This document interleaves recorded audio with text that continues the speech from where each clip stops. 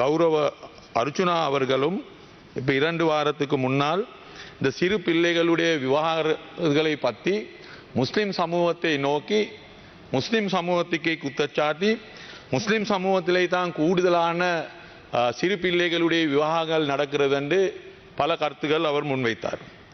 அந்த கருத்துக்களிலே அவர்கள் இந்த நாட்டிலே ஒரு சட்டம் இருக்க வேண்டும் என்றும் சொன்னார். நான் இப்போது என்னுடைய கையிலே இருக்கிறது 2012 சென்சஸ் அண்ட் ஸ்டாட்டிஸ்டிக் டிபார்ட்மெண்ட்டில் அவர்கள் முன்வைத்த கருத்து.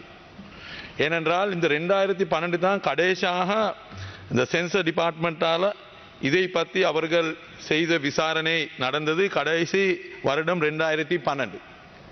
கடந்த 2012 இன்னும் வர காட்டியும் சென்சஸ் டிபார்ட்மெண்ட் அவர்கள் இதை பற்றி புள்ளி விபரங்கள் செய்து இல்லை.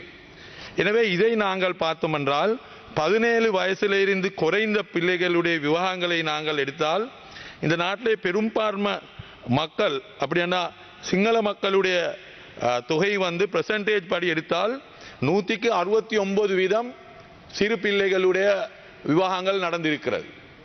அப்படி என்றால் 17 வயதுக்கு குறைய பிள்ளைகள். அது நாங்கள் தொகையை எடுத்தால் 21,510.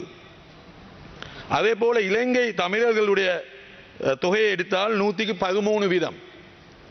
அது 3,925 நடந்திருக்கிறது. மலைய தமிழ் மக்களுடைய அவர்களுடைய இதை பார்த்தால் 108% நடந்திருக்கிறது, 1,312. அதே போல முஸ்லிம் சமூகத்துடைய பார்த்தால் 114% நடந்திருக்கிறது, 4,329. நாங்கள் பார்த்தோம் என்றால் அப்படி என்றால் இந்த புள்ளி விபரத்தை பார்த்தால் ஸ்டாட்டிஸ்டிக் சயின்ஸ் டிபார்ட்மெண்டால கொடுத்த இந்த புள்ளி விபரத்தை பார்த்தால் இது எல்லா சமூகத்திலையும் நடந்திருக்கிறது. இது பெரும்பான்மை சமூகத்திலே நடந்திருக்கிறது, தமிழ் சமூகத்திலே நடந்திருக்கிறது, முஸ்லிம் சமூகத்திலேயும் நடந்திருக்கிறது. இது ஒரு பொது பிரச்சனை உண்டு.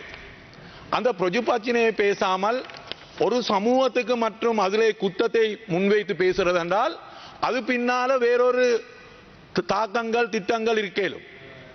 அதனால ஒரு சிறுபான்மை மக்களுடைய பிரதிநிதியாக இருந்து கொண்டு இன்னொரு சிறுபான்மை மக்களுக்கு எதிராக அவர்களுடைய கருத்தை தெரிவிக்கிறது நான் நினைக்கிறேன் அவருக்கு வாக்களித்த மக்களுக்கு செய்கிற ஒரு அவமானம் என்று நான் நினைக்கிறேன். அவரை பாராளுமன்றத்துக்கு அனுப்பின மக்களுக்கு செய்கிற ஒரு அவமானம் அது. இது போன்ற செய்திகளை உடனுக்குடன் அறிந்து கொள்ள தமிழ் பிளஸ் யூடியூப் சேனலை மறக்காம சப்ஸ்கிரைப் பண்ணுங்க, கமெண்ட் பண்ணுங்க, ஷேர் பண்ணுங்க.